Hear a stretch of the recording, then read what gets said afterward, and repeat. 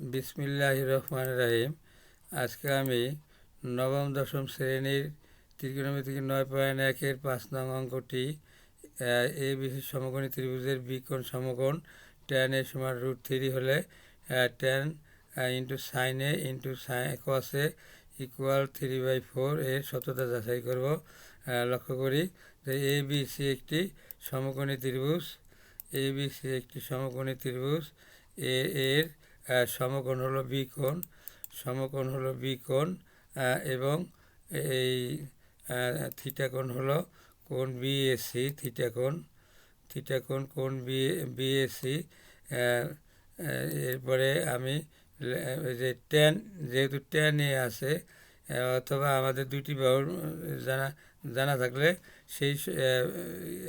সেই মতে আমাদের এই 6টা অনুপাতের একটি অনুপাত নিতে হয়। যেহেতু ট্যানের সম্পর্ক আছে, তো ট্যান সমান বিপরীত বাহুতে √3, আর এনে নিচে কিছু না থাকলে 1 হয়, এটা 1 আছে। তো দুইটির মান জানি, একটা জানি হলো বিপরীত বাহু আর √3, আর শোণিত বাহু এ বির মান 1। যেহেতু এটা নিচে 1 আছে, সেই ক্ষেত্রে তারপর একটু লিখে দেখাই। আমি দেখাই যে বিপরীত বাহু √3 আর শোণিত বাহু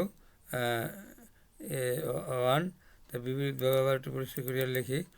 √3 বিপরীত বাহু আর √3 আর এই বিপরীত বাহু বিসির মান √3।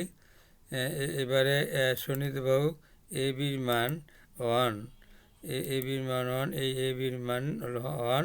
পেয়ে গেলাম দুটি বাহুর পরিমাপ। এখন আমি যেহেতু আমার মোটামুটি দুইটি বাহু সমকোণী ত্রিভুজের দুইটি বাহু সম্পর্কে ধারণা আছে, আর এই যে তৃতীয় বাহুটি হলো অতিভুজ, এর মান বের করতে হবে পিথাগোরাসের সূত্র দ্বারা। তাই আমরা পিথাগোরাসের সূত্রটি জানি, অতিভুজের বর্গ সমান অপর দুই বাহুর বর্গের সমষ্টি। সেই ক্ষেত্রে লিখে নিলাম। এখন আমি মান বসাইলাম যে এ বির মান, শোণিত বাহু এ বির মান 1, আর এই বিপরীত বাহু বিসির মান √3, আর এই যে সূত্রে আছে স্কোয়ার দিলাম। 1-এর বর্গ 1 আর √3 বর্গ অর্থাৎ √স্কোয়ার কাটা গেলে এই 3 হয়। ডান পক্ষ যোগ করলাম 1 আর 3, মোট হলো 4। তো এসি স্কোয়ার সমান 4। সুতরাং এসি স্কোয়ার সমান 2a² লিখতে পারি। এবারে আমি যদি এই বাম দিকের উভয় দিকে রুট ব্যবহার করলাম, যে আমরা জানি যে সমীকরণের নিয়ম আছে উভয় পক্ষকে সমান সংখ্যা দিয়ে গুণ, সমান সংখ্যা দিয়ে ভাগ, সমান সংখ্যা দিয়ে গুণ ভাগ, এবং উভয় দিকে বর্গ অথবা উভয় দিকে বর্গমূল করলে এতে সমীকরণের মানের কোনো পরিবর্তন হয় না। সেই ক্ষেত্রে আমি উভয় দিকেই √ওভার দিলাম, বর্গমূল করলাম। √এর স্কোয়ারে কাটা গেলে থাকে শুধু এসি অতিভুজ, আর ডান দিকে √2-র সাথে যদি স্কোয়ার কাটাকাটি করি সেই ক্ষেত্রে হয় 2।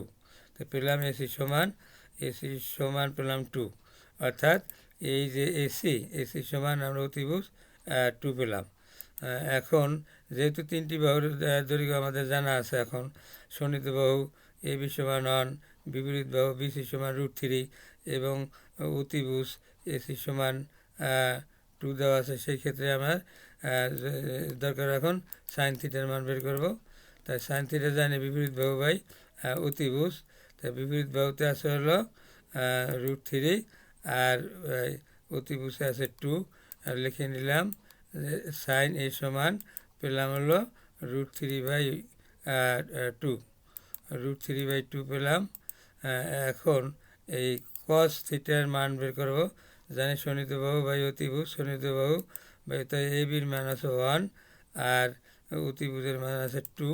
তো লিখলাম যে কস থিটা বা কসের মান 1/2।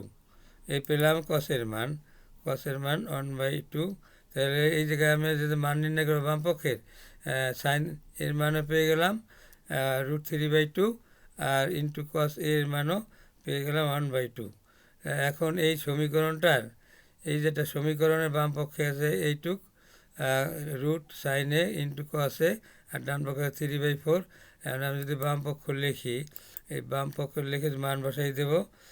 সাইনের মান √3/2 সাইনের মান √3/2, এইটা সাইনের মান √3/2 লিখলাম। এরপরে এই যে কসের মান 1/2। এখন এই যে √3 আর √3 যদি গুণ দিই তাহলে √3² তো √3² যদি হয় তাই সেই ক্ষেত্রে আমি যদি এই রুট আর হলো স্কোয়ারে কাটাকাটি যাই তাহলে হয় আর এইটা এনে লিখলাম, তো সেই ক্ষেত্রে হয় 3/2 3/2 আর 1/2 যদি গুণ করি তা কত হয় 3 উপরে উপরে গুণ নিচে নিচে গুণ 3 লবের স্থানে হরের স্থানে 2 2 দুগুণে 4 পেয়ে গেলাম ডান পক্ষ।